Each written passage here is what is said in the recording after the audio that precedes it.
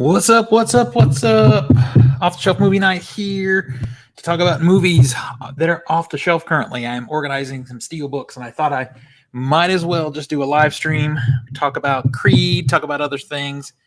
Gonna really just sort of let people start popping in here before I get too deep into what I gotta say. But if you're watching this later, time shifted, event shifted, whatever shifted, and you're new to the channel, Off the Shelf Movie Night is all about taking movies off the shelf. It's a physical media collector's channel, but I also am a filmmaker. I make documentary films, so I talk about that too.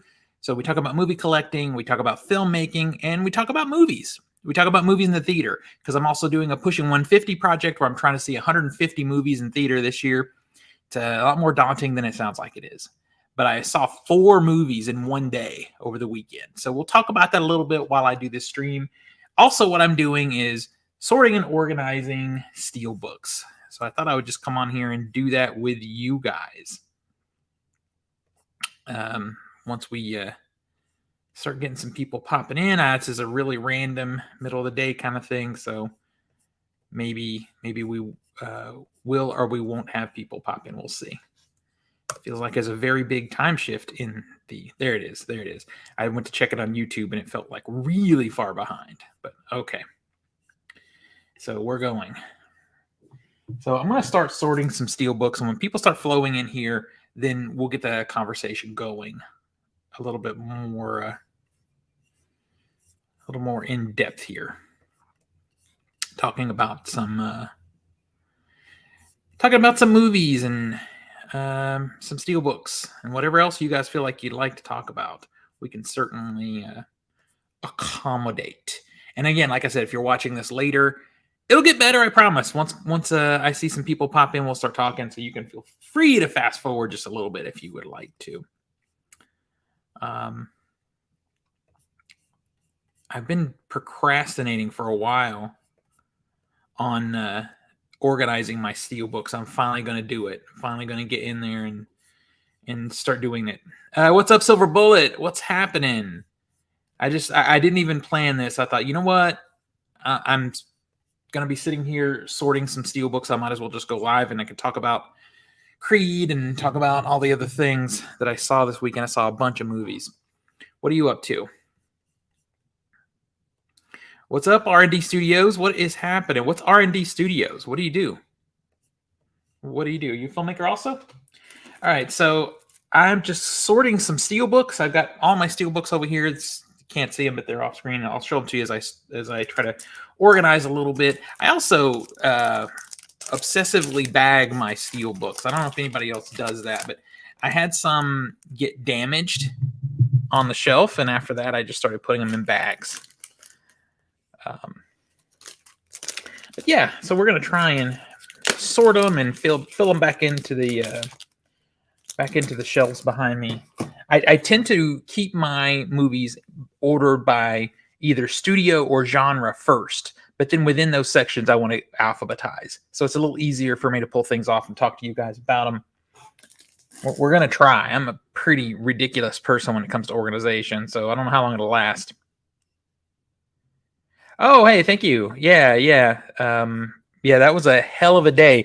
I've done, double feature days, and I've done even triples, but to do 4 in one day, that was a lot. I was literally running from movie to movie because there were no breaks, and I would never have been able to do it if it weren't for that 20 minutes of trailers and commercials you get in front of each movie, because sometimes I was running in right as the movie was starting to try to get them all watched and not be at the theater till midnight. But yeah, so I saw Creed 3. I saw the new Children of the Corn movie. I saw Women Talking because it's Oscar nominated. I'm trying to see as many of those as I can.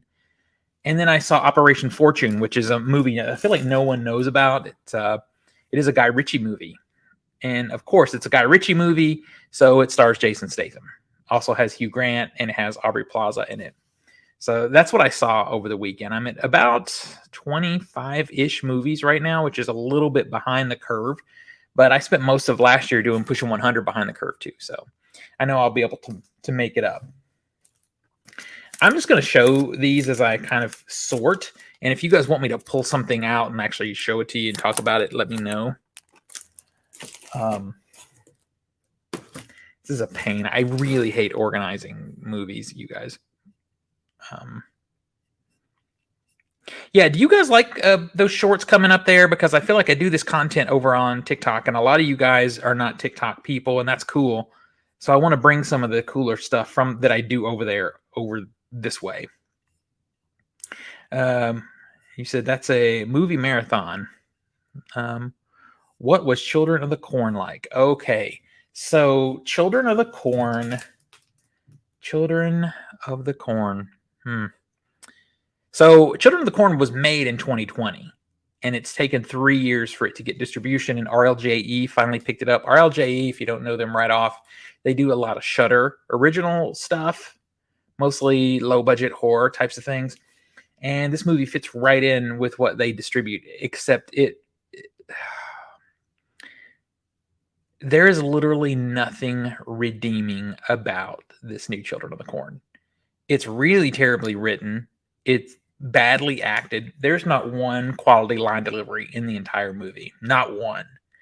The cinematography is pretty bad through most of it. I don't know if I blame the director of photography, though, because she, I'm not sure who did it. They were hamstrung by some real bad CGI and some terrible decision making when it comes to color grading. Now, the color grading, that could have been the DP's decision. They were going for like a sepia tone, which is fine because of the corn and all, but it was shifted so hard that the image was blown out in a lot of scenes. Like the sky is just white in the background because it's just so blown out, and it doesn't feel purposeful. It feels amateur. The whole movie feels amateur, honestly. But at the same time, it was so bad that I found myself laughing in the theater. So I weirdly had a good time watching it. It's bad, though, you guys. If I could give a 0 out of 10, I'd give a 0 out of 10. That's how bad it is. Yeah, unfortunately, yeah, that's why it took so long for it to get distribution, I guess, because it's a really, really bad movie. Yeah, I don't know what else to say about it. There's not anybody really you would recognize actor-wise. I don't know. The casting director, maybe because they didn't have any money, really, or something, but the casting director did not do a good job casting the kids because the kid actors were absolutely terrible. They were really bad. And I know it can be kind of tough to find kid actors sometimes. So if you add kid actors to low budget, maybe it's a recipe made in hell. But yeah, it's terrible. It's terrible. Just pulling this one out. Starting to. Have you guys seen Nightmare Alley? I feel like no one talks about this movie. And when we're talking about special effects, this is one of the most underappreciated movies in the last decade, probably, because now it's just so common. It's so common for us to just have a little piece of a set built and then CGI background. Not this movie. They built the entire carnival, and you can tell. It's gorgeous.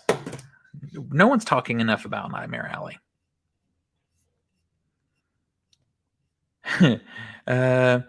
You said you don't like Shudder films. Most are bad films. I'm glad you had a laugh. Laughing is good medicine. You are right. Laughing is good medicine.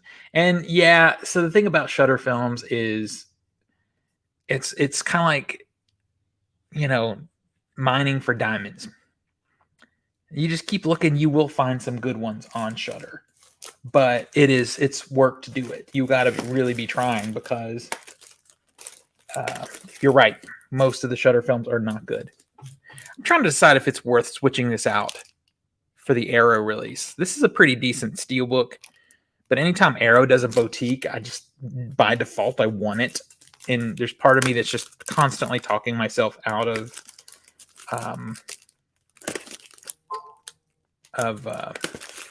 getting that upgrade.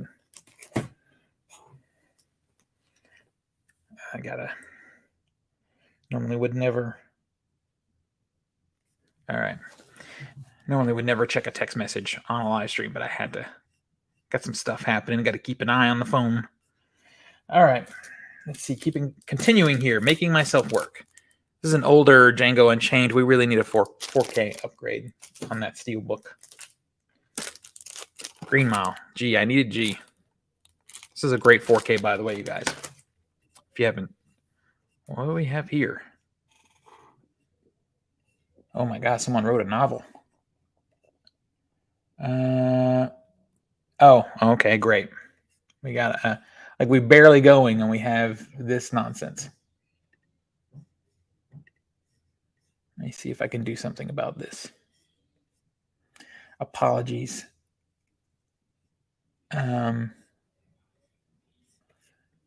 Apologies for the nonsense if you guys see that.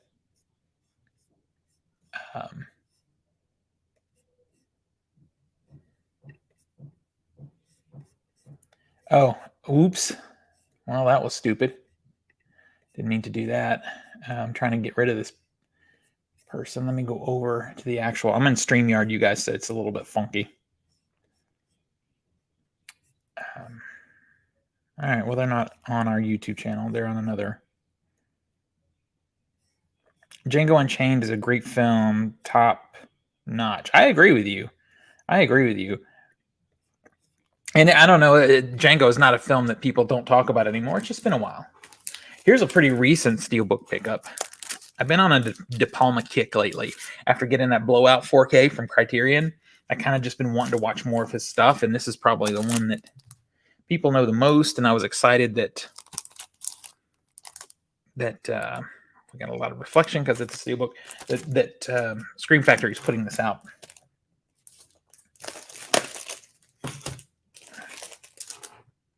Little Red Dawn action. This one's a Shout Factory, though. All right. This is like torture, you guys. I'm not kidding. So what's everybody else doing today? What are you guys up to? Anything interesting? Tell me you're doing something more fun than me.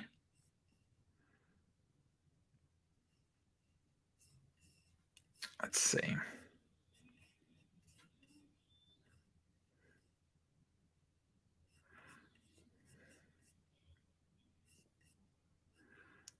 All right. Just do a little quick check of the system there. All right, what else we got? Okay. Classic. I failed at kind of getting all these Hitchcock Steelbooks. I missed a few, but I do have this one. I have Psycho.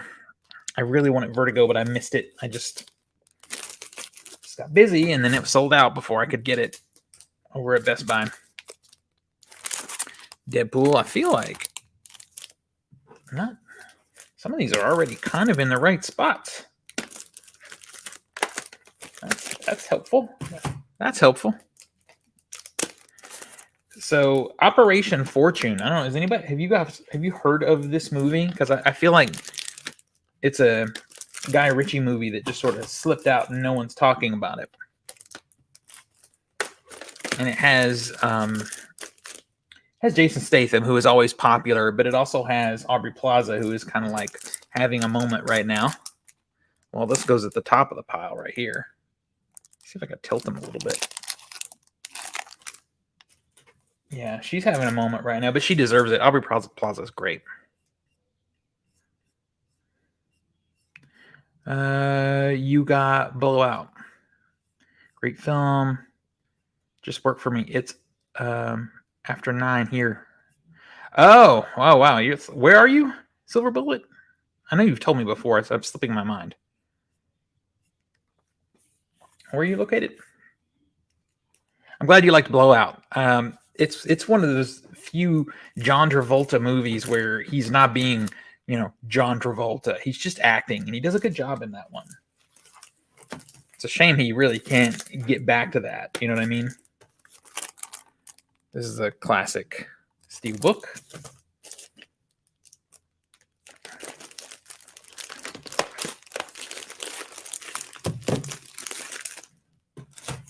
So it's after 9. You just chilling,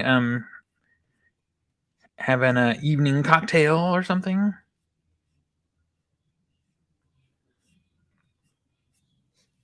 That's probably what I would be doing after 9. This is an early 4K, but it's still a great one. It's Black Hawk Down. Pretty gutsy decision on the part of a big studio to not put the title, the name of the movie, on the front of the slipcase.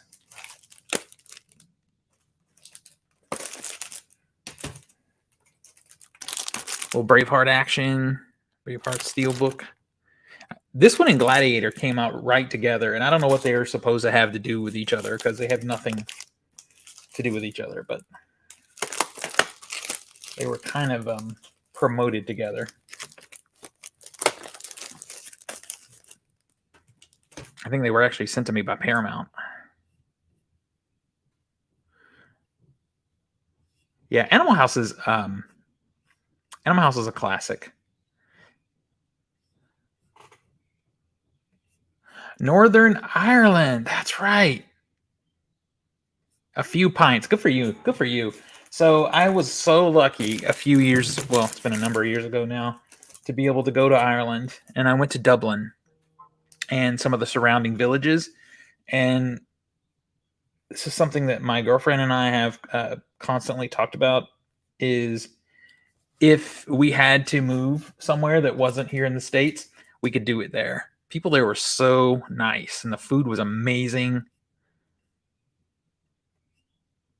Yeah, they're both by Paramount.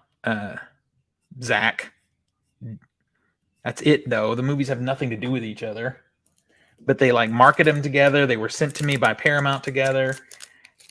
That's my friend Zach there in the chat because he's working supposedly.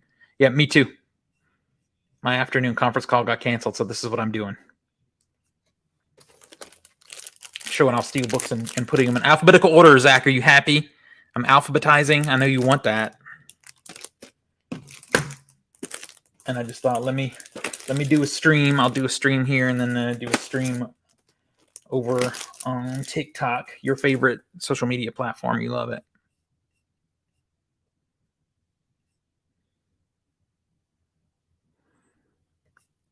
Bitch, I'm doing it. I'm doing it. It's lucky for you, my call got canceled, so I have nothing to do. So I'm actually doing it. And watch, when you get here on Wednesday, all this stuff will still be stacked on the table. Watch. Because I'm going to get tired of this in a minute. That's what's going to happen. Yeah, see? There it is. There's the other one. And yeah, I know they both won Best Picture, but if Warner Brothers were to release every film they have that's won Best Picture and only connect them by that, then what would we have?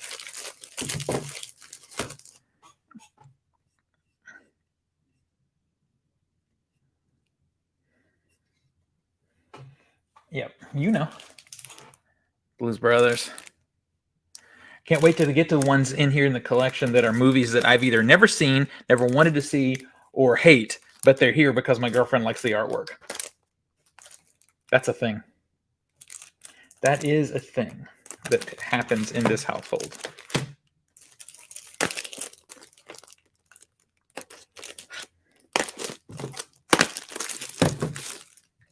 Such tedious work. Operation Fortune, as I was saying before Zach so rudely interrupted me. Jason Statham, Hugh Grant, Aubrey Plaza, Guy Ritchie action movie. But imagine a Guy Ritchie action movie without his traditional custom flair that's in all of his movies, bad or good. Imagine it on a Netflix TV movie budget. And that's what Operation Fortune was, really. It was a very poorly written script. It was a barely existing script. Like literally the main crux of the movie starts right after the opening credits. There's no character development, hardly. They have this little Mission Impossible type setup for the main characters. It's pretty flat. Now, Aubrey Plaza is in this movie, as I said, and she has some really funny jokes. She's highly miscast. She's supposed to play a brilliant computer genius, but also like super glamorous type of Gal Gadot type of thing. And she's put in those similar situations that Gal Gadot would be put in. And Aubrey Plaza is a very pretty lady, but she's a goofball, and that's kind of her thing. And she's a square peg in a round hole there, and it doesn't work. But she makes the best of it and gets some great jokes.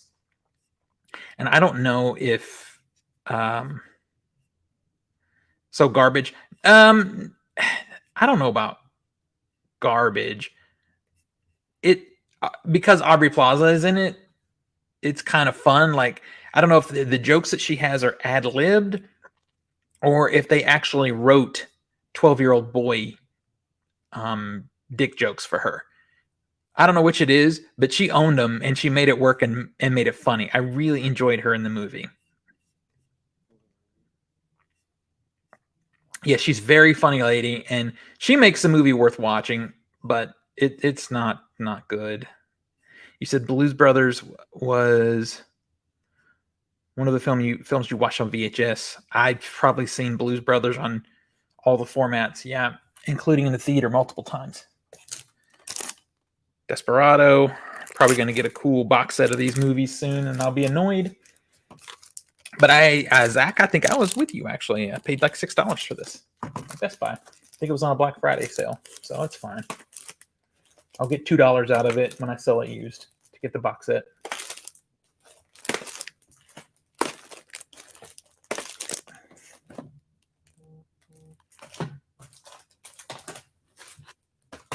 We're sorting.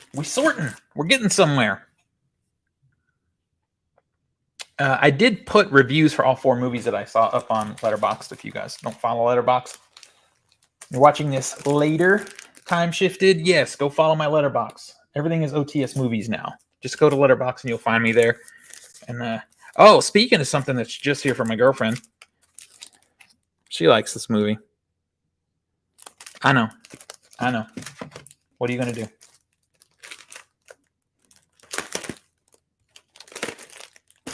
What are you going to do?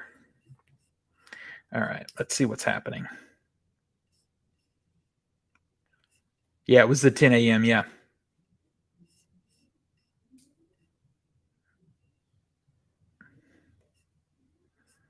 Yeah, there weren't many good finds this past year, though. It was kind of a... What's up, Night Fry Talk Show? Good to see you. Just sorting Steelbooks and talking about movies. Ferris Bueller's Day Off. This deserves a better release, honestly. Classic. This, I mean, I'm sorry, hot take, this movie sucks. I finally watched it with my girlfriend. Her and her brother love it. Watched it over Christmas 2 years ago, and I'm like, no.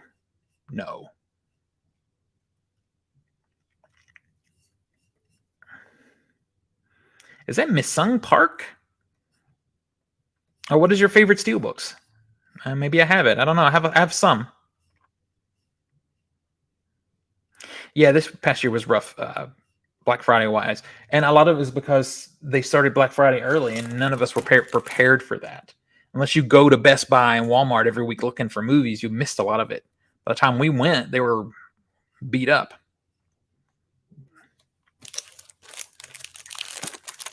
This is about as good as this movie deserves in a release, to be honest. It's not a good movie, but it's a guilty pleasure, if there ever was one. I enjoy it.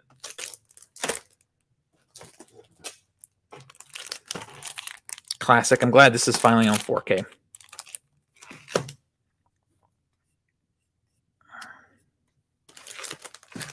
Zach, I know you're going to say, oh, I'll wait to see Backdraft until they play it in the theater on 35. It's a good movie.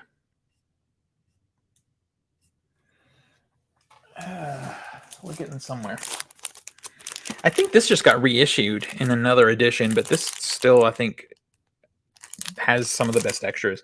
I had the Steelbook, but they put this out with a book, and that's kind of the one I wish I had, to be honest.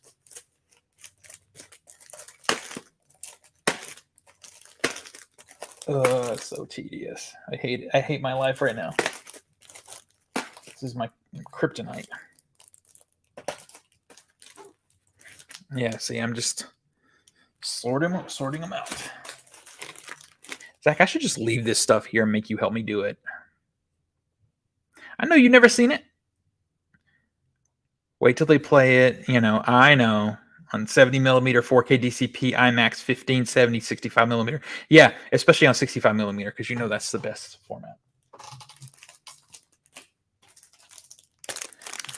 This is the only 2 John Wick movies I own. I like to think this is the only 2 John Wick movies there are.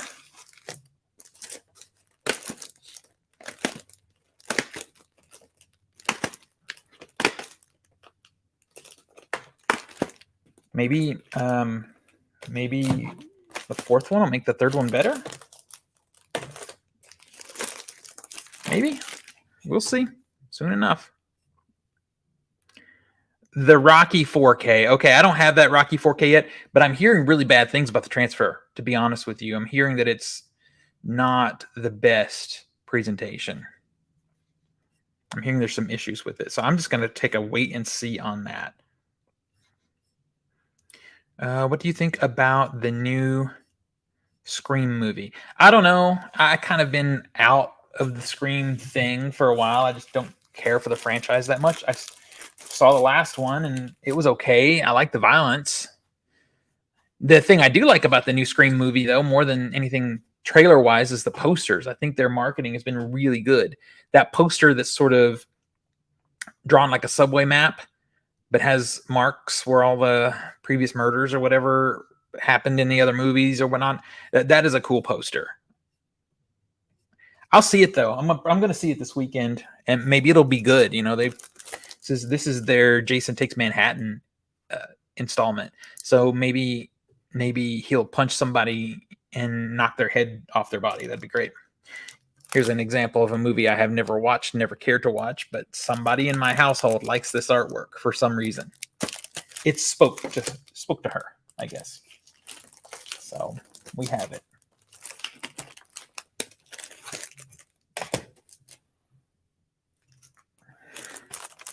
Weird Science. This movie is a little culturally cringy in some spots now, but still a classic movie. Still a classic. It's just you kind of have to prep yourself for mid-'80s humor. Something that's not quite accepted nowadays. For the better, I'll say. Evil Dead Trilogy, best B films ever made. In your opinion. Wonder how the new one will go. So at first I wasn't too sold on the new one somehow. I've seen the trailer like 65 times now, and I don't know. I'm hopeful. There's something missing in that new trailer that was in the original films, though, and that's humor. So I don't know. And I know the 2013 film didn't have humor either. I love that one, though. So I have high hopes. I don't know if I would say the Evil Dead franchise or the first couple of films are the best B movies ever made, but to say that is a reasonable statement because they are really good. I know somebody in the chat is very hype, and I'm not hype. I'm hopeful. Let's put it that way. Hopeful. We'll see. I don't know what's got you so hype because it has some of the things like the way it uses music and stuff that you normally hate. So we'll see.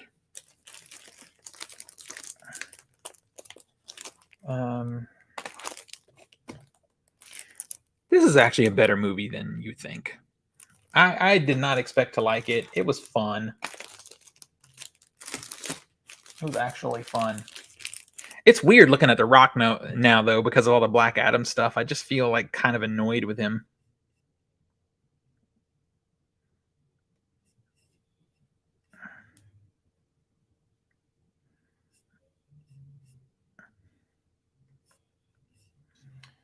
Let's see. Sequel to this looks like garbage. I think this one's a cute movie, but the new one does not look good. What do you guys think? I actually like this movie for, cheap action stuff. Denzel Washington, I'm sure, is the only reason it really kind of works. But it's fine. I'll take it. Sometimes you got to just have some basic bitch action just to, chill out and watch. Second one sucked, though. Straight up.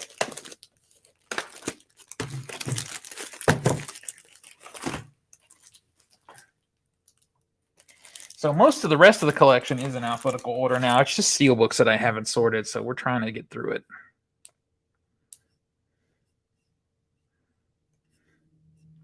What I want to know is, based off the Evil Dead Rise trailers, is where the hell's everybody else in that building? Like, it's like no one else is in that building. And maybe there's a plot, like, specific reason. Maybe they're the first people or the last people in this old ass building or something. Could be.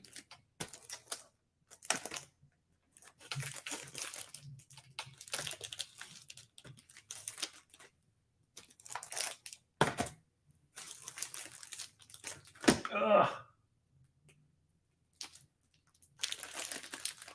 This is where it's getting to be a headache.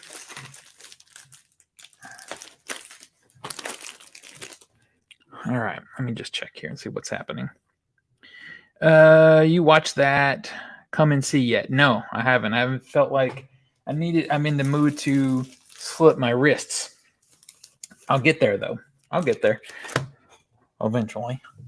You know, the Come and See, isn't that on the Criterion channel part of HBO Max? Isn't it? Because there's no reason that Blu-ray of yours has to keep sitting here if that's the case, because I'll just watch it when I get in the mood. You should be proud of me. I'm actually caught up on Last of Us. Boy, I have thoughts. I have thoughts on that.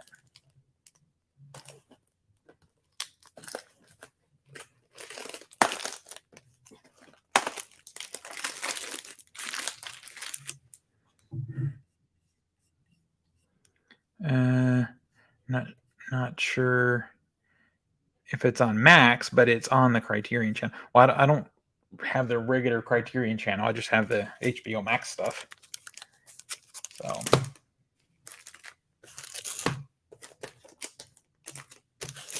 I know this is a good movie. It's not for me, but somebody in my house and her brother like baseball, so I do like Kevin Costner though. Generally, I like Kevin Costner as an actor.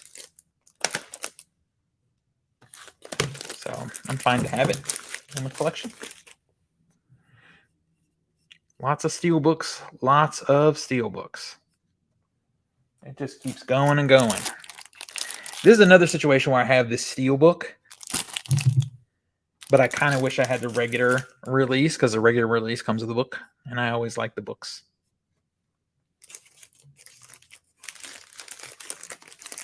Of course, this is a J.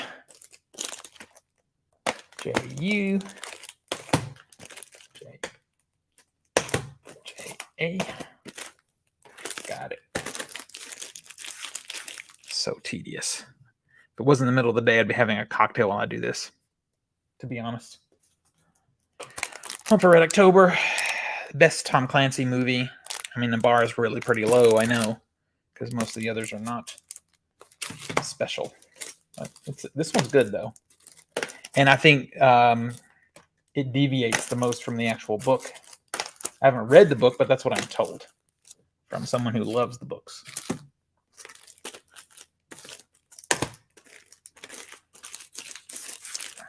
All right. About halfway done, you guys. Halfway done. Zach, you're going to sit in the chat. You should go hit the like button. All right. Dirty Dancing. I feel like I've owned this movie a couple of times. I don't know why, because I don't really like it, but pretty sure this was an Ada purchase. Meanwhile, I still don't have Roadhouse, which is a movie I do like and I want to get.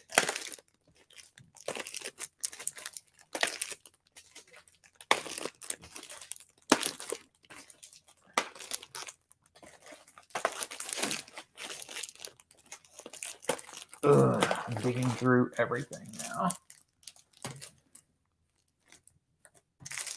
to get to the D's. All right, got it.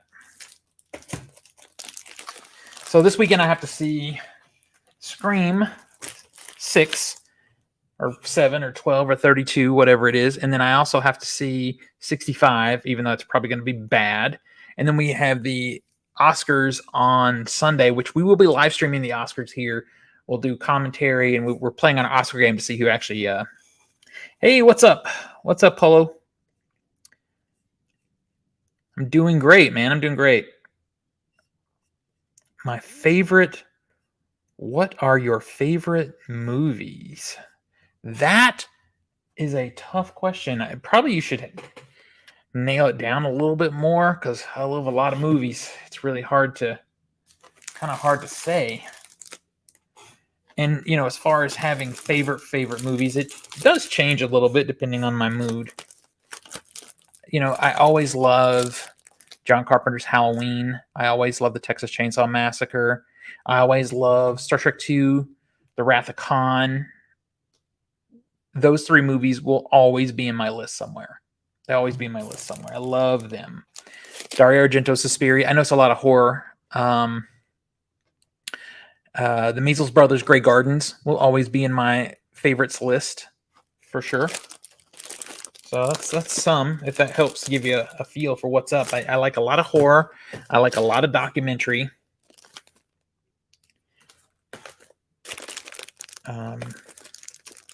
Yeah. But it does change a little bit. This early Roland Emmerich movie. I think it's kind of garbagey probably, but Steelbook's cool. I haven't watched it since I was a kid. Let's see. What are we saying here? Got some stuff happening.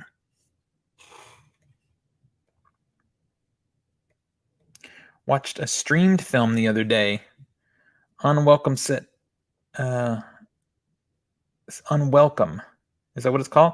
Set in Ireland. Horror comedy loosely. Colmini. Oh, okay. Silly but fun.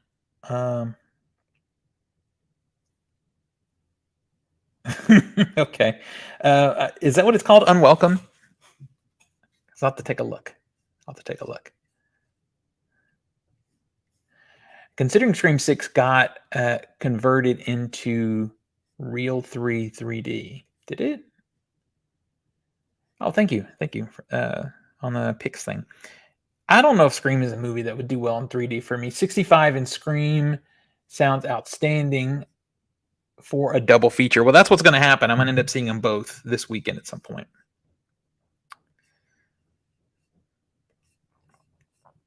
Yeah, that's on my to-do list.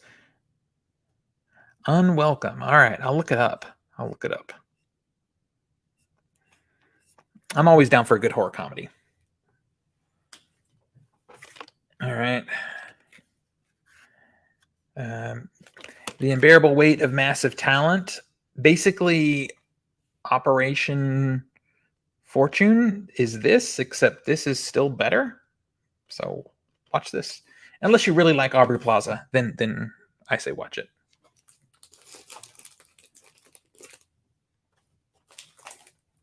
I showed you guys this one, and I forgot to actually put it in my order here.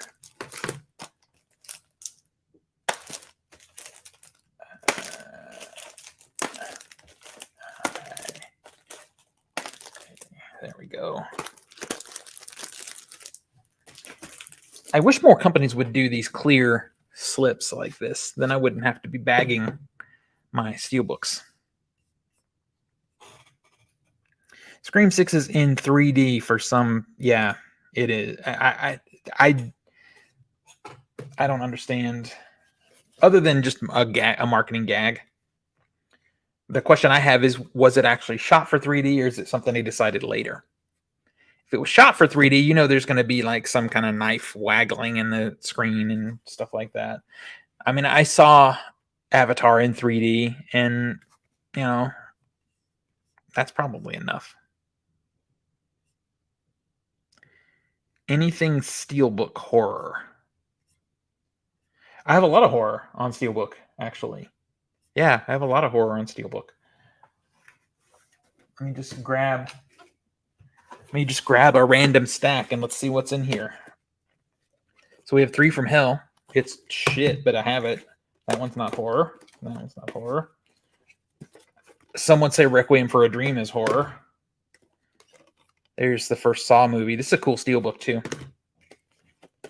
That's just from this first little handful that I grabbed. I have a lot of steelbook horror. I have a lot.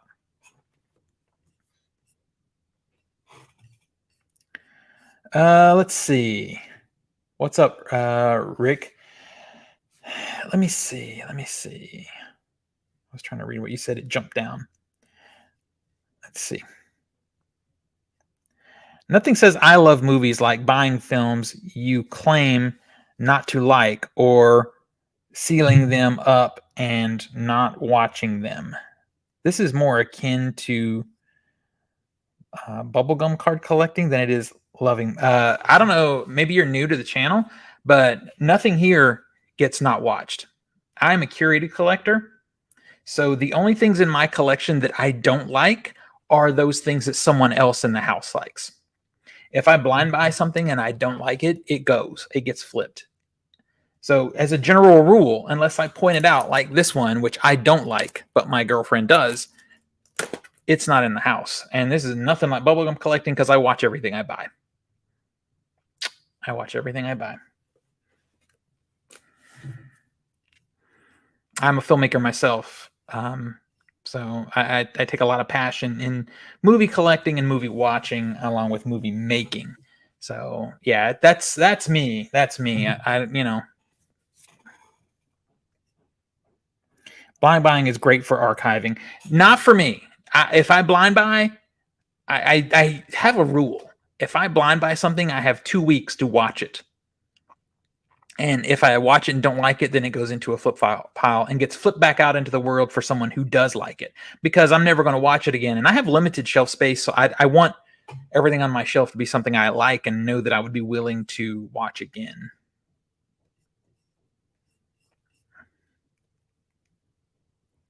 Yeah, I put it in the sleeves and the only thing I put in sleeves are Steelbooks.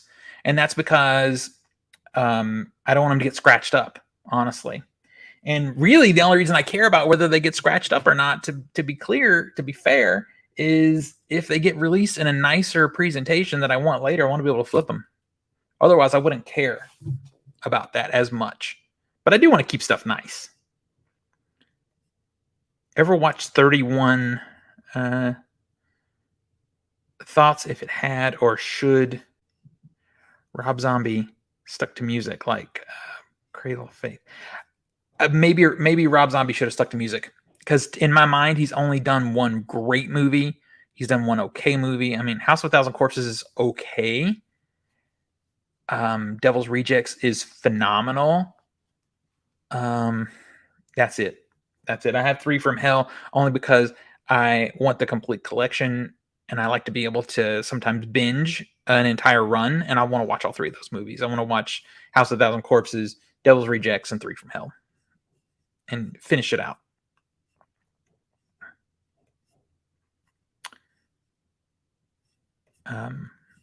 Yeah, but honestly, I if someone wanted to argue that Rob Zombie should have just stayed in music, I would agree, because literally he had one good movie in him. I haven't seen The Munsters yet, but I'll probably end up buying it. And also the reason I got 3 from Hell is the documentary stuff, because Rob Zombie is kind of like Eli Roth. Not the best filmmaker, but I love to hear him talk about horror movies. I love to see his thought process for what he wants to do. It doesn't, what both of these guys, what they want to do doesn't usually end up on screen, but I love to hear them talk about horror movies. So there is that. Yeah, Devil's Rejects is the only one worth a shot. Let's see. But yeah, I mean, he's got a great visual eye. I just don't know, I wonder if someone else wrote a script for him. I wonder how that would go. Maybe, I don't know, Zach, you probably know this. Did he write has he written everything by himself, or do you have a co-writer? I don't know.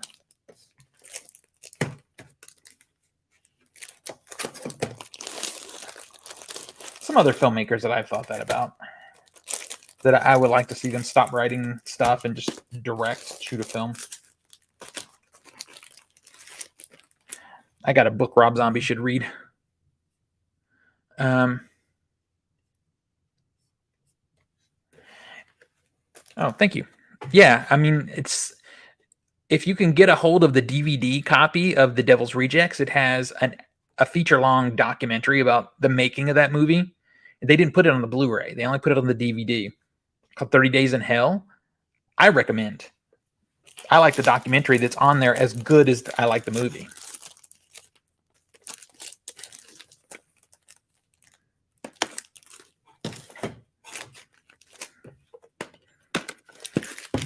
Does anybody else, when you're organizing stuff about alphabetically, quietly say the alphabet in your head while you're doing it? Or is it just me being stupid? All right, let's see what we got happening here. That's I guess that's an inside baseball joke. I wrote a horror novella. I don't know. Gosh, it's been nearly 10 years ago now, I guess. That I would love to pass off to Rob Zombie. He could do it. He can do whatever he wants with it. I don't care. It's a good little horror story, though, I think, if I do say so myself. I'd like to shoot it myself, but I don't have the monies. All right.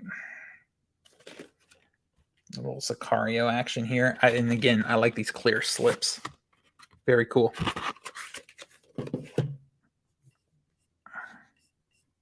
Let's see. They're at best B-grade films. Halloween. Oh, oops. This thing always jumps. Directed. Maybe he should do something. Yeah, someone else's material. Yeah, I agree. 100%. How much do I need to do that story right? It'd probably be not as much as you think. It would be very low budget still, and it would be accurately low budget. I think the last time I budgeted it out, it would take about 50 or 60 grand to do it. Assuming that I just continue using the camera gear that I have, which is fine with me. I would.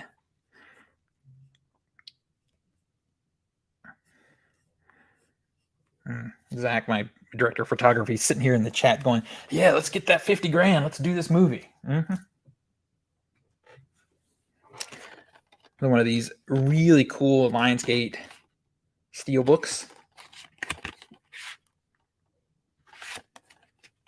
I love these things.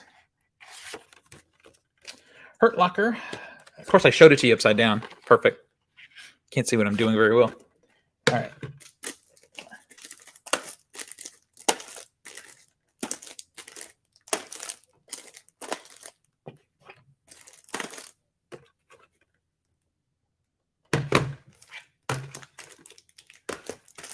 We're making some progress, you guys. We're making some progress, and you guys are keeping me company doing this too. What's up, 4K King? What are you doing? How's your movie going?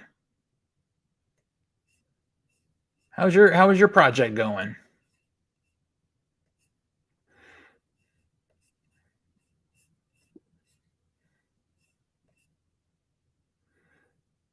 Yeah, I'm waiting to see how your documentary comes out. I really want to see it.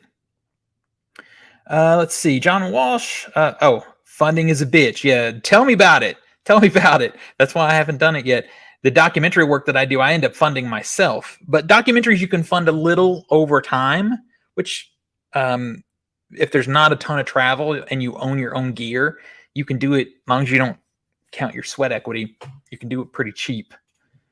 But a feature project, yeah, that's a whole different thing. All right, let's see.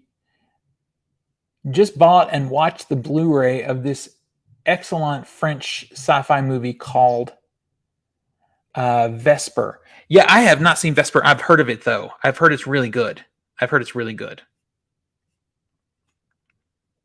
It's finished, but we are gathering money to put the DVD out. Good luck, man. Good luck. I know it's a big endeavor. It's a big endeavor. Are you just kickstarting it, or what are you trying to do? I mean, there's some options. I mean, what was your biggest expense? The authoring? Authoring can be a pain in the butt. So I started, Zach, I think it's still in the chat. He and I have worked out a situation where we can author and do a master copy of our own projects if we have to do that. And you almost always do. For every documentary we've done, we've had to submit the master. We had to do the authoring. So it's just something that happens. And when you're talking about authoring a DVD or a Blu-ray, the technology is antiquated now, and that's part of the problem. Oh, that's right. You're doing a GoFundMe. Yeah, it does. It takes forever.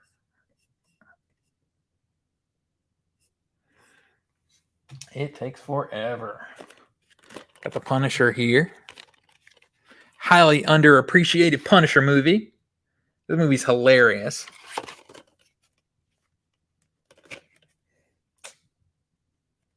Oh, wait. Is this the right one? Is this the one I like? Or is this the one Zach likes? I have them both. Zach, you should be happy. I have them both. Could I please pass me a link? 4K King. Oh, okay. Yeah. Yeah, 4K King, you can drop it here in the comments if you want to. You drop a link to the GoFundMe. So he's doing a documentary about movie collectors, and I believe it's done. That's what he said there. I believe it's finished. They're just trying to get a physical copy done. How sad would that be to have a documentary about physical media collectors and not have it on physical media? That would just be terrible.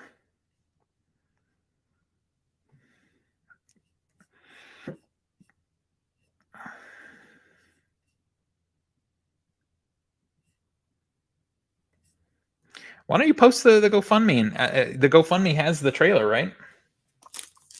Just drop a link in here.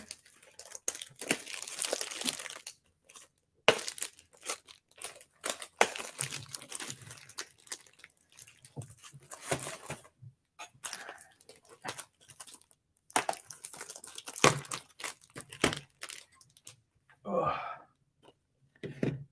And now I'm down to that Saw movie I showed earlier.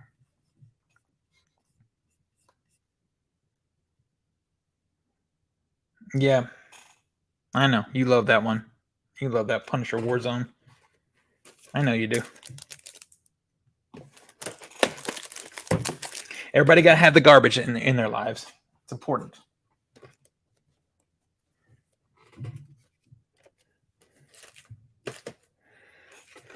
All right, Zach, we should just do it. I'll do it. You come over here and do it. We'll watch Come and See, and then we'll watch Requiem for a Dream. We'll double feature it.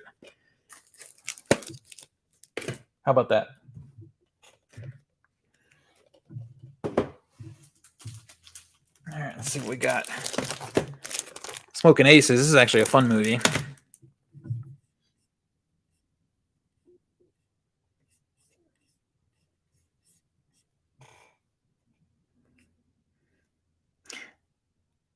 Yeah, it's a bleak double. You right, boy?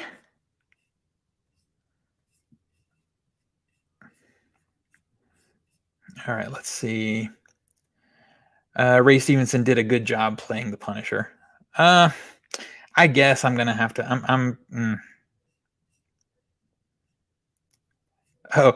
See, that tells me a lot about you, Polo Surf. If you think that's a good double, I'd watch that double also. That's why we're in the same spot, I guess.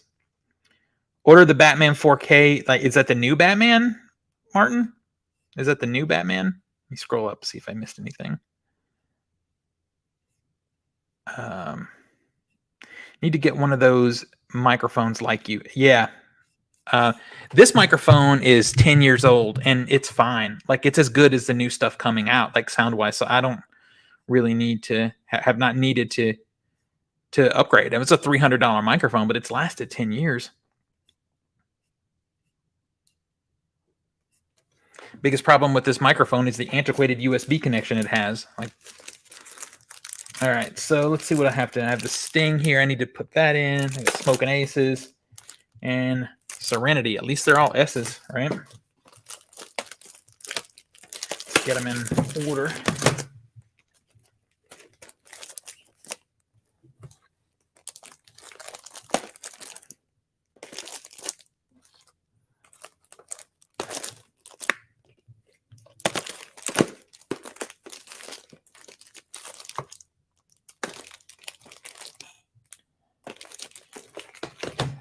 So tedious, you guys.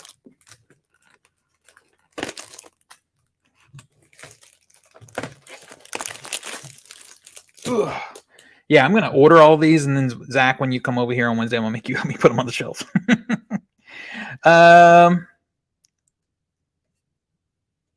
That's hilarious. All right. See,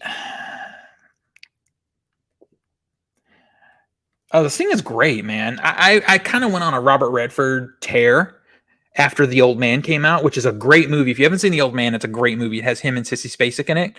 And I went and rewatched The Sting. I watched 3 Days of the Condor and Legal Eagles.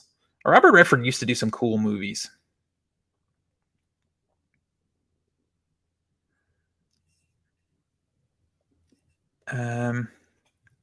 Any horror 4K titles you think are coming later? Thinking of Scream 3. Yeah. So I guess the stuff I'm looking forward to is that I know the Texas Chainsaw Massacre is out on a 4K domestically. I don't recommend that one. I'm hearing really bad things about the HDR in the Dark Sky Films one, but I do recommend the one that I pre-ordered, the UK release from Second Sight. I'm hyped for that one. Second Sight really has it going on when it comes to horror this year. They're doing an old George Romero movie called Martin. Hyped for that one. The word is they're going to do Near Dark, which is a great Catherine Bigelow vampire movie. Let's see what else. They've got The Hitcher coming out in a 4K. I love that one. If you haven't seen The Hitcher, it has a Rutger Hauer in it as a basically a hitchhiking serial killer. It's great. Let me get back down to the bottom here. Let's see, John. Whoa. In Near Dark, love that one. Yeah, it's so good, and it's been out. Scream Factory had it last, and it's been out of print forever. So I'm hyped for it. Watch 3 Days of the Condor. Yeah, it's a really good one. Back in the day, Robert Redford is one of the on a roll in the 70s. Yeah, if you go back and look at his career in the 70s, he really was. The Old Man, Robert Redford, great film. Yes, I like. No one talks about that one either. It kind of came and went. I saw it in theater. Coming up for you is The Last Hunter. Okay, cool. On Blu-ray special edition. All right, cool. Is that that's in the UK? Because I think there's a Criterion of that. Maybe it seems like someone has that, or is it Kino Lorber? You loved the new Batman. Don't like Pattinson much, but see, I liked the first 30 minutes of the new Batman movie. I think is perfection. It's beautiful. But for me, the movie starts to slip after that, and I think the last act of that movie is unnecessary. I need to revisit it though. I do. I need to revisit it. I need to give it another chance. Robert Redford actually starred in a very good Twilight Zone episode in the 60s. Well, and I probably have it. I have 3 seasons of the Twilight Zone. I need to pick up one more. I want that match set though. I have 3 seasons of it on Blu-ray, and I know they've reissued it other ways, but I want to have them all in the same kind of box set. So I have to buy the other one used. The Hitcher. That one has been due on Blu-ray for a while.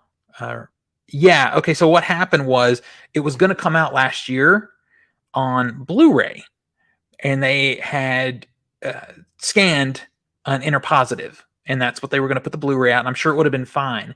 But then as they were working, they discovered a negative that had uncut footage. So they put a stop to everything. They said, wait a minute. We can do a 4K. We can do an uncut version. So it's going to take another year, which is what it has taken. At some point this year, it's coming out. Supposedly it's done. So I think that's worth the wait.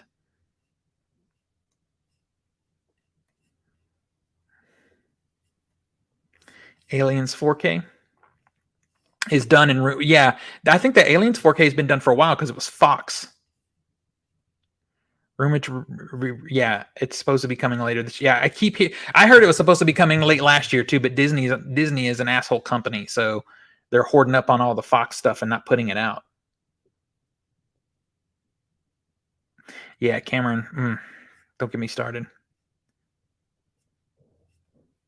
Yeah, The Hitcher will be a pre-order for me. The minute they announce that movie for pre-order, click. I'll be doing it. All right, what do we got? Oh, good. Aquaman. I actually kind of like this movie. Sorry about it. A lot of people don't like it. I actually kind of like it. A Quiet Place. Definitely like this movie. Some of the best sound I've had in like audible experience I've had in the theater in the last several years. What else we got? Oh, here's the first Jumanji. Man, I love this Steelbook. Looking like the box for the game. So cool.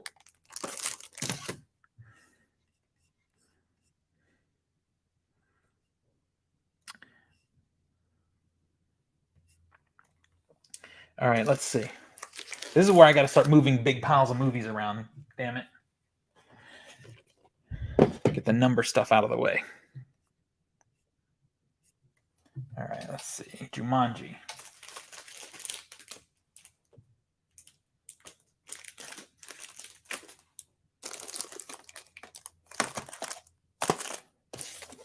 At least I finally get them together on the shelf.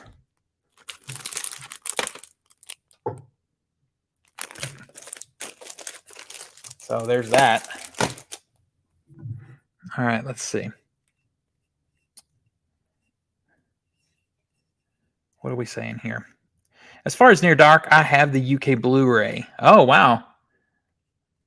Oh, it was an Anchor Bay first. You're right. That's an old one. Loads of specials. I hope those specials get brought over. I hope they get brought over. Dolph Lundgren was Aquaman. Dolph Lundgren was in Aquaman, and he will be doing a convention near me in April. That's cool. That's cool.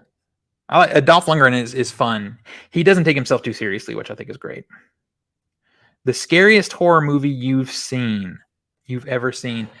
Wow. Wow. So you're talking to somebody who's pretty desensitized horror-wise. I don't get scared too often. And I think there's a difference between what I call startle horror and actually scary horror. Anybody, smacking the mic, anybody can be startled, right? Like, boom, startled, whatever. Sometimes that will work. Eventually, if you do it enough times, you're going to get everybody. But something that's really scary to me is something that's atmospheric, disturbing. Disturbing is a version of scary that does still work on me. So, but I have to watch some pretty twisted movies to make that happen. Oh, Dolphins from Your Country. That's cool. That's cool. Scary. Ooh. So I guess it depends on the era. What the very first time I saw the original Halloween, I was a little kid, and spoilers for, 40, 50-year-old movie, whatever. The end, after the big battle happens and they go to look back at his body and it's gone, that scared the living crap out of me. When I watched that, I was watching it on a VHS or something at home when I was a kid. And I remember going to bed with the light on, which is something I never did. That scared you? Me, when I was 10 years old, watched this movie called The Sentinel. Oh, yeah, I know The Sentinel. All right. It really depends on, when you see stuff. Christopher Walken was one of his first movies. Yep. So the original Halloween scared the crap out of me, and later on, I learned what the movie is so good. Outside of just the fact that it almost did me in psychologically as a kid. The Shining had some really scary parts in it when I was younger. I don't find much scary now in that way. I've watched way too many horror movies. A lot of things can disturb me, though. Let's see. Sentinel from 1977. Yep. All right, what are we talking about here? That's why Alfred Hitchcock's movies are scarier than most. He built up an atmosphere, and you can actually care about the characters. Okay, so that is important. A lot of slasher movies, they just put, characters in there to either be naked or be killed. And I'm okay with that. I really enjoy '70s era, especially, and 80s too, but not '70s for sure. Slashers, but they're not scary. They're not scary. They're entertaining. What do you consider the most disturbing movies? Okay. Well, that is my wheelhouse when you're talking disturbing movies.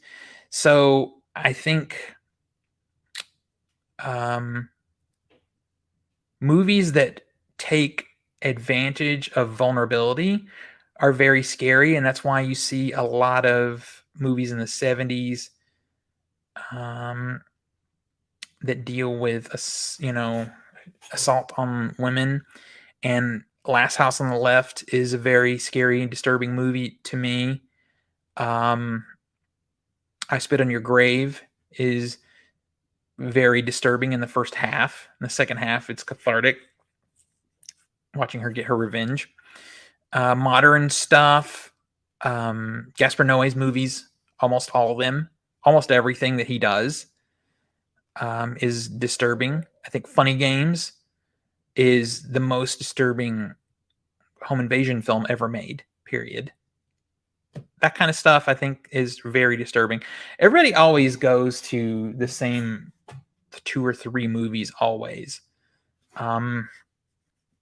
Antichrist is pretty disturbing, but it's disturbing visually and psychologically. And that's the part that a lot of filmmakers forego, is the psychological part. You can you can do disturbing visuals, but if you can bring the psychological impact as strongly as you can bring the visual impact, it's more of a lasting thing. Irreversible is a really disturbing movie, not because of the 8-minute sequence that is almost impossible to keep your eyes on, it's impossible to watch. It's because of the way the movie is told in reverse. It's because of the connection you build with the characters, all that stuff. It becomes not just visual, it's psychological. Let's see. I'm missing something here. Let's see. Watched Angel Heart on Laserdisc a year after it came out. Destroyed Lisa Bonet's career. Yeah. Unfortunately, that was a time, that kind of movie. Did a Serbian movie, a Serbian film. Everybody always goes to a Serbian film, and I think a Serbian film has definitely some disturbing sequences, but I think it's shock for shock factor. It's not as psychologically impactful as it could be. I thought Irreversible was just a dark comedy. Oh wow! All right, all right, Polo. Not me. That movie. Oof. You recently said you liked martial arts movies. I do. What are your tops? What era is your favorite? My favorite, 75 to 85, maybe. So I like a few things. I grew up on Bruce Lee movies and I love them. I really love Game of Death, and I know that one's controversial because Bruce Lee's only in about half of it, but the important fight scenes he is in. I love that one. I also love early Jet Li. I like the kind of wire fu stuff that came along around before Crouching Tiger, Hidden Dragon. I like Black Mask. If you've seen that one, I like that kind of wire fu stuff that Jet Li used to do. Ip Man. I enjoy Ip Man. Ip Man is some good, more kind of traditional stuff. I like Five Deadly Venoms from the '70s. I love that movie.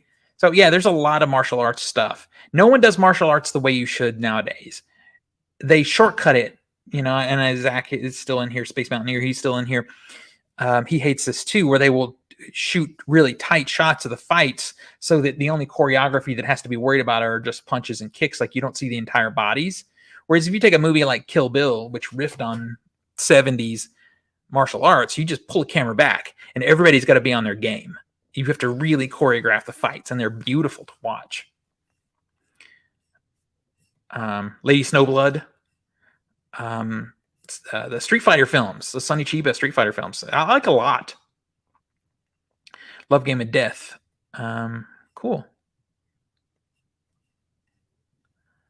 Watch that. You watched that in Hong Kong cinema. I think maybe we talked about this on a previous stream in '78. People, Yeah, I swear you and I may have talked about this because that's so cool. I'm very jealous of that. Police Story. Yeah, I have that one. Yep.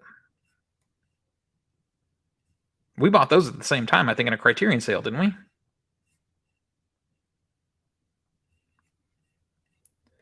Kill Bill did a great job on the fights. Yes, I mean, because he was riffing on the good stuff. He was riffing on martial arts when it was cool. Shang-Chi came out. Oh, they promised us a martial arts movie. There's no martial arts in that movie.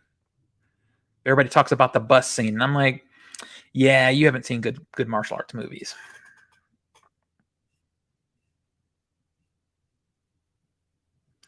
The Killer Gunfight Ballet, yeah.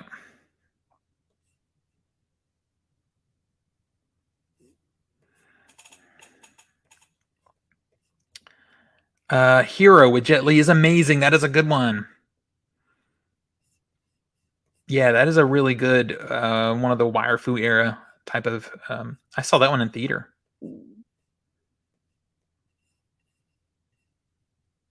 We need a good boutique release of Hero.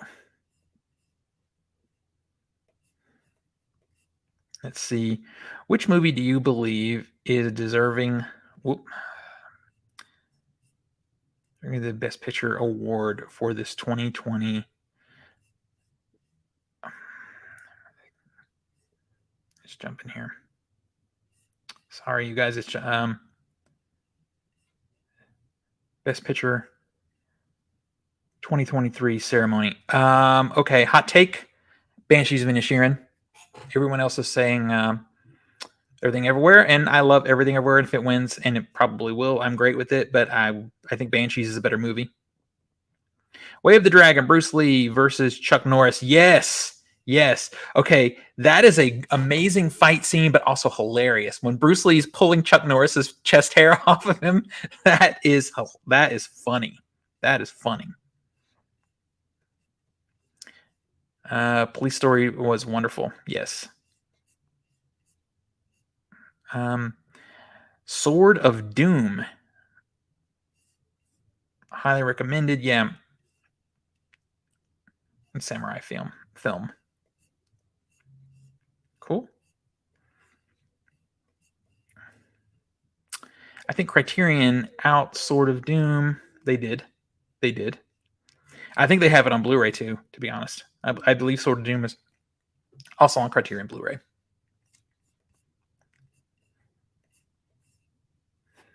All right, I kind of fizzled here. I've kind of stopped.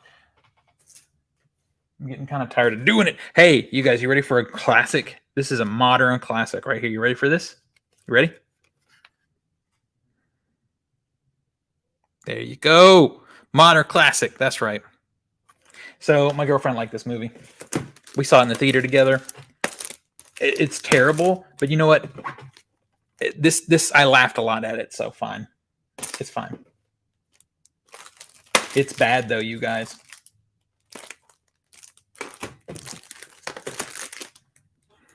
It's a bad movie. What is this? Cape Fear is great. Also, Nick Nolte is yes. That's a situation where I actually like the remake better than the original. That doesn't happen too often, but the Cape Fear remake with Robert De Niro and Nick Nolte is really good. Isn't it De Palma also? Pretty sure that's a De Palma film. So it's not like you had some hack doing it. De Niro's outstanding. Agree. It's a really good movie. I feel like that's one that needs like a Criterion release. Favorite Bruce Willis non-Die Hard or Shyamalan film. So I wouldn't have picked Shyamalan anyway.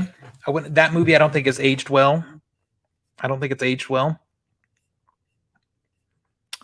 I would say I like a lot of Bruce Willis movies. I kind of like his schlocky movies, though, for some reason. I would probably go with. I really had to think about this one. He's got a lot of good stuff. He used to do good movies. I find myself returning to The Last Boy Scout a lot. It's kind of garbage movie, but it's fun.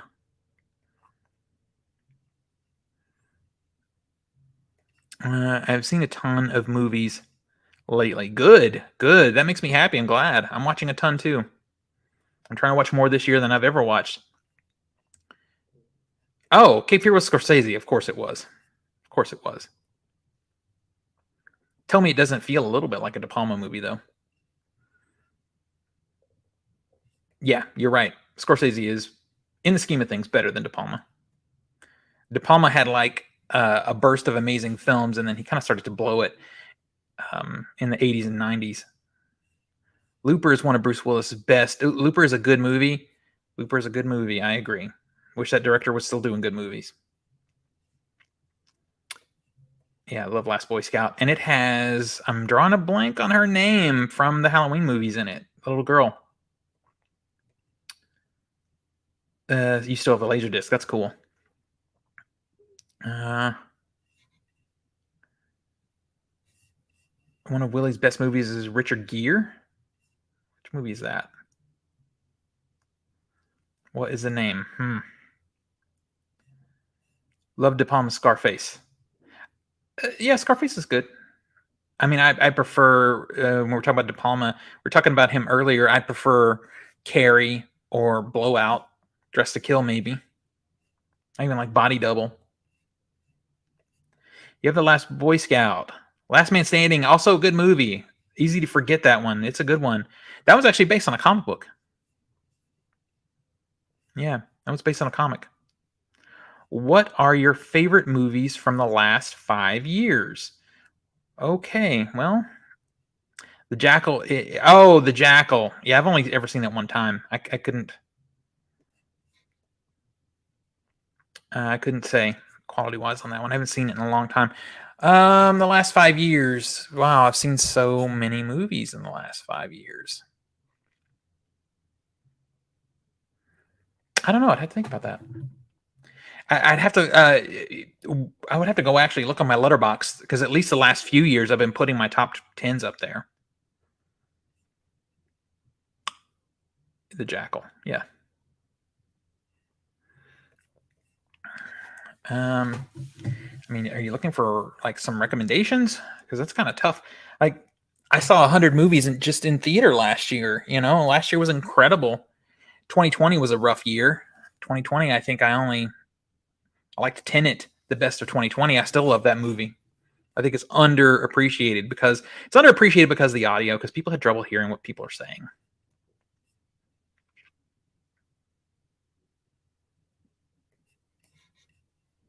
Yeah, I've only seen. I know we're still talking about the Jackal. I've only seen it once when it first came out, so I can't really remember. Breathless has come out from Fun City. Yeah, I saw that.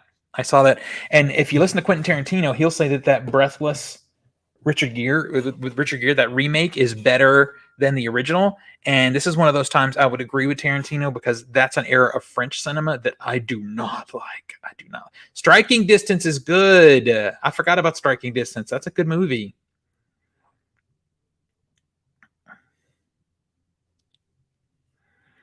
Yeah, I really forgot about Striking Distance.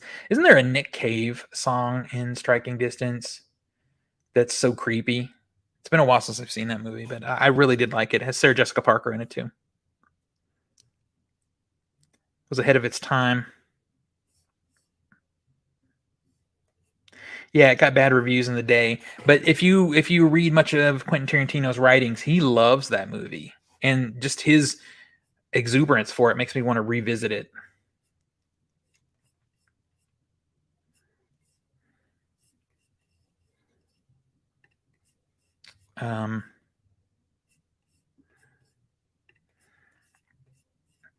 What are we saying? You have that movie too. That's cool. Good to see some movie collectors in here.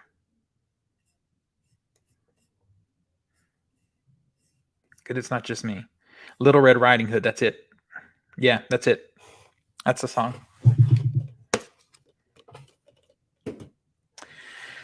All right, you guys. We've been going almost an hour and a half here. I should probably call it. I do actually have some real work to do. Officer and Gentleman is excellent. And it overshadowed Breathless. True. True. I agree with you. I'm not the biggest Richard Gere fan, but he's had some movies. He's had some good ones. He did. Uh, what was the movie where he did an attorney thing where he was an attorney? I can't think of it now. Can't think of it. But I must not liked it too much because I can't think of the name of it. 12 Monkeys is very good too. See, that's the thing. Bruce Willis through the 80s and 90s had so many good movies. It's just a shame what happened. But now we know why, and I feel bad for him. We know why it happened. Get the hell out of my car. Pretty Woman, Richard Gere. I don't care for Pretty Woman. I don't care for that movie. I am really hit or miss with Julia Roberts too, so it's just not a movie that's made for me. Primal Fear. That's it. Edward Norton overshadowed him in that movie with his multiple personality thing, but I liked the movie. I liked it when I saw it. Good memory. Perry Fan 49. Nailed it.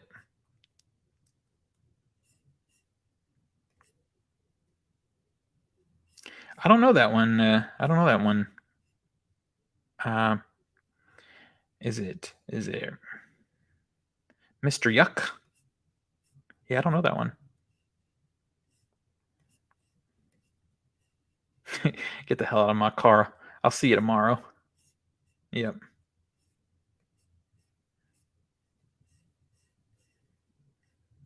It hasn't come out to Blu-ray. Okay. I got you. Well, we're about 80% done on the organization. I ended up not finishing it. I'll make Space Mountaineer help me finish it when he comes over here. That'll be perfect. All right. Any last questions before we call this baby an ending till the next one? You guys, if you're on TikTok, and I know a lot of you guys are not, but if you are, you should follow me at OTS Movies. I do have started to bring some of my content from there to the shorts here on YouTube, but I do post a lot over there. And my letterbox, if you really want to know movies that I love and that kind of thing, I'm trying to do better about posting on letterbox. You can see my best of the year from last year and from 2022. So if you need some movie recommendations, there's that. So it's OTS Movies on everything. So I would love it if you'd come over and join me in those conversations. We did a TikTok live here yesterday. We'll be doing another TikTok live Friday night with some other physical media collectors that you guys maybe haven't met. So if you follow me on that platform, you'll be able to meet some new people and see their collections. A couple of them have collections that dwarf mine. As many as I have, theirs are way bigger. And then we'll be back here live streaming again Wednesday night at 7:15 CST. So you guys come on over here and join us if you can. I know some of you guys are on a different time zone, but if you can, come and join us 7:15 CST Wednesday night. And then we'll be live streaming during the Oscars on Sunday. So we'll start right at the Oscar kickoff and we'll live stream the entire thing. So there's a lot of live streams happening this week. So I hope I can see some of you guys there. Will the other Aliens movies, what did you ask me, come to 4K? I hope so. I feel like Disney's locking them down. Personally waiting for Man's to The Keep. I don't know about that one. I don't know if that's ever going to happen. I don't know that The Keep is ever going to be a thing on physical media. I think there's some issue with the source material, to be honest. Stopped watching the Oscars when E.T. won over Blade Runner back in 82. I know we all have our little bitter moments, but I love the Oscars. The Oscars for me always was a way to look at to get recommendations of movies that I hadn't seen before. It's not really that kind of issue now. I pretty much have seen most of it, but it's still just fun to watch. It's still just fun to watch. And, the thing that we have to remember is the Oscars is a business-to-business award ceremony that we're just allowed to watch. It's not about what we think is best. It's about what filmmakers think other filmmakers have done well. So it does kind of mess with our expectations sometimes. There were great movies last year, though. Alien 3 and Resurrection. Okay. Okay. All right, you guys. I have a conference call coming up for some paid work, so I need to actually get off of here. But it was great chatting with you guys. You guys really helped me get a lot of this done, organizing done. I really appreciate it. Until next week, pull something cool off the shelf, share it with your friends and family, and remind them why physical media is the best way to watch films and TV at home. Thank you guys again. I will see you all soon.